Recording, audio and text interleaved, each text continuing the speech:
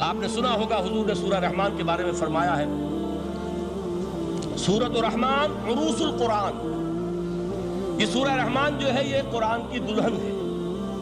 جیسے دلہن کو آپ خوشنما لباس پہناتے ہیں، آراستہ پیراستہ اس کو گہنے اور اس کو زیور پہناتے ہیں، تو جس طریقے سے سجاتے ہیں آپ دلہن کو، اللہ تعالیٰ نے ایک سورت قرآن مجید میں یہ ایسی رکھی ہے سورہ رحمان کہ اسے خوب سجایا ہے۔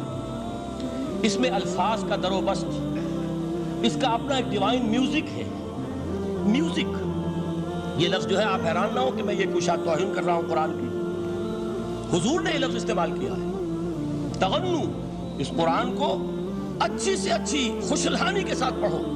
من لم یتغن بالقرآن فلیس منا، جو قرآن کو بہتر سے بہتر انداز میں، اچھی سے اچھی آواز میں، خوشلحانی کے ساتھ پڑھنے کی کوشش نہیں کرتا، وہ ہم میں سے نہیں ہے۔ ایک مرتبہ حضور رات کے وقت آپ گشت پر تھے اپنے ساتھیوں کے حالات معلوم کرنے کے لیے۔ حضرت ابو موسیٰ اشعری رضی اللہ تعالیٰ عنہ ایک صحابی ہیں، ان کے گھر کے پاس سے گزر ہوا، وہ رات کو تہجد پڑھ رہے تھے، کھڑے ہوئے کیف کے عالم میں قرآن تلاوت کر رہے ہیں۔ حضور کو بہت پسند آئی ان کی قرات، کافی دیر تک وہاں کھڑے سنتے رہے۔ اب انہیں کیا پتا کون سن رہا ہے، بالکل اسی طرح سمجھ لیجئے ایک بات یاد آئی ہے، حضور فرماتے ہیں کہ جس طرح کان لگا کر اللہ قرآن کو سنتا ہے کسی چیز کو نہیں سنتا۔ ہمیں نظر نہیں آتا نا، ہمیں معلوم نہیں، ہم قرآن پڑھ رہے ہیں تو سننے والا کون ہے؟ سب سے زیادہ کان لگا کر خود اللہ۔ یہاں اس لیے مجھے یاد آیا کہ ابو موسیٰ اشعری کو کیا پتا تھا کہ کون سن رہا ہے؟ وہ اپنی کیفیت میں نماز میں تہجد میں قرآن کی تلاوت کر رہے تھے، اور ظاہر بات ہے ان کے گھر ایکڑوں میں بنے ہوئے نہیں تھے، ایک ایک کمرہ، ایک ایک کوئی حجرہ، ایسے ہی تو گھر تھے نا صحابہ کے، لہذا حضور پاس سے گزرے، آواز آئی، کافی دیر سنتے رہے۔ اس کے بعد آپ تشریف لے گئے، صبح فجر میں ملاقات ہوئی تو حضور نے تحسین کے انداز میں فرمایا، یا ابا موسیٰ انک قد اوتیت مزمارا من مزامیر آل داؤد، اے ابو موسیٰ تمہیں تو آل داؤد کے سازوں میں سے ایک ساز اللہ نے عطا فرما دیا ہے۔ جس طرح حضرت داؤد، لہن داؤدی مشہور ہے کہ جب وہ پچھلے پہر رات کو حمد کے ترانے الاپتے تھے، قرآن میں ہے کہ پرندے شامل ہو جاتے تھے ساتھ، اور پہاڑ وجد میں آتے تھے، پہاڑ بھی ان کے ساتھ شریک ہوتے تھے۔ تو جس طرح کا اللہ نے ان کو لہن عطا فرمایا تھا، حضور نے تحسین کے انداز میں فرمایا ہے ابو موسیٰ اشعری، اللہ نے تمہیں بھی آل داؤد کے سازوں میں سے ایک ساز عطا فرمایا۔ بہرحال قرآن مجید کا جو یہ میوزک ہے، قرآن کے الفاظ کا جو حسن ہے، جہاں تک حسن معنوی ہے وہ تو ہر لفظ میں ہے، لیکن یہ حسن ظاہری، حسن صوتی، حسن لفظی، یہ اپنے کلائمیکس پر آپ کو نظر آئے گا سورہ رحمان میں۔ لیکن قرآن میں یہ سورت اس اعتبار سے بھی ممتاز ہے، اس کی 4 آیات پر ذرا توجہ کریں گے، عجیب حقائق سامنے آئیں گے۔ جہاں یہ قرآن مجید کے حسن صوت اور حسن لفظی کی معراج ہے، وہیں اس کی پہلی 4 آیات میں 4 چوٹی کی چیزوں کا ذکر ہے، سب سے اونچی چیز ہے۔ پہلی آیت کیا ہے؟ الرحمن، ایک آیت ہو گئی۔ رحمان کیا ہے؟ اللہ کا نام ہے۔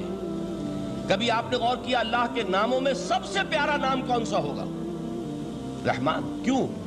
اس کا مادہ کیا ہے؟ رحمت۔ ہمیں سب سے بڑھ کر جس چیز کی ضرورت ہے وہ کیا ہے؟ رحمت خداوندی۔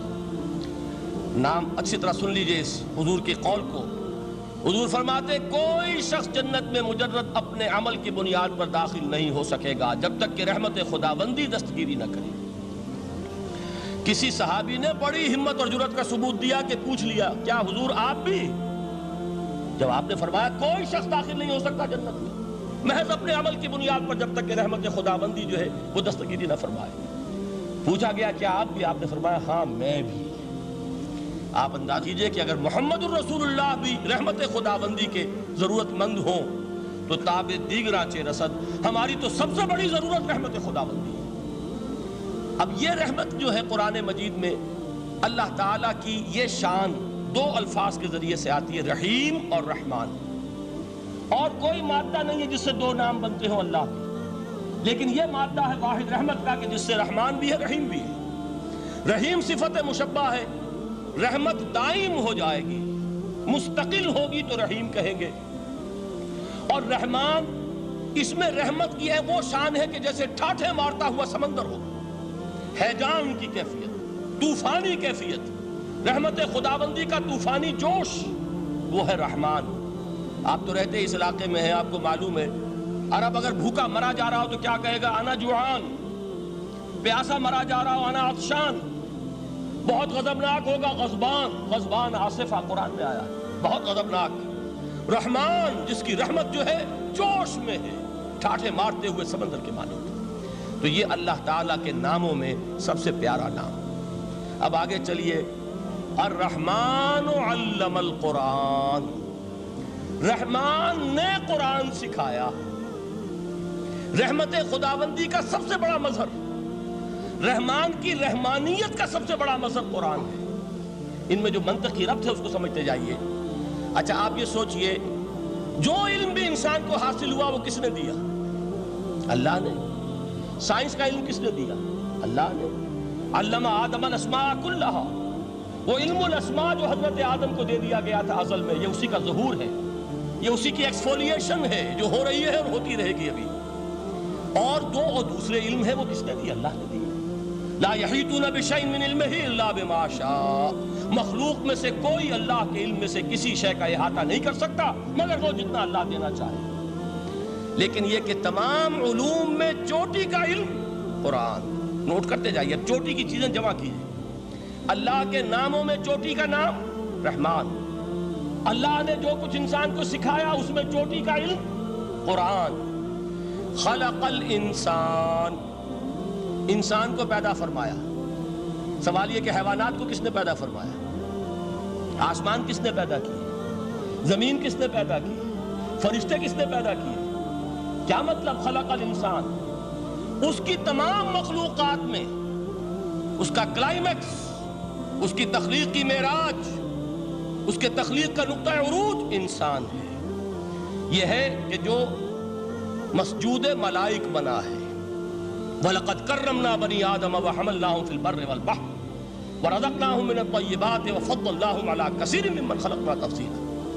تو تخلیق میں سب سے اونچی تخلیق انسان کی، علموں میں سب سے اونچا علم قرآن کا، اللہ کے ناموں میں سب سے اونچا نام رحمان۔